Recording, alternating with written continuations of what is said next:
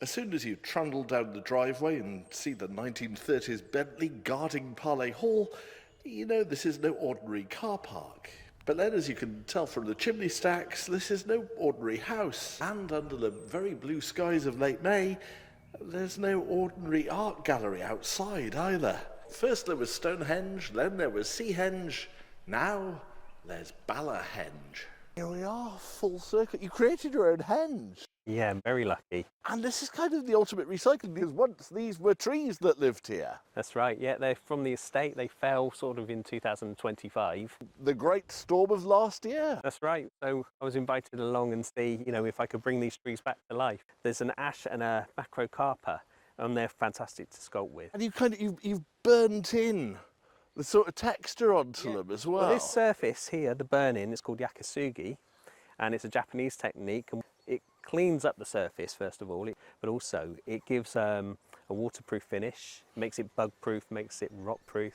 Fortunately, though, it doesn't make it rob-proof. The problem with sculpture is you actually always want to touch it, but seeing that there weren't any security guards around to stop us... See, these are meant to be touched, aren't they? These are tactile things. And once, these were trees that lined an estate which has seen an awful lot of lives. Palé Hall was home to shell-shocked soldiers from the First World War and children evacuated from the Blitz in World War II.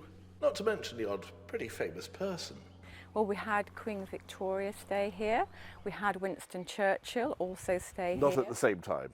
No, not at the same time. And Bala Henge here, actually has the far more suitable name of Full Circle, also has a mystical secret. The sun will align with the hole in this sculpture exactly when the summer solstice happens.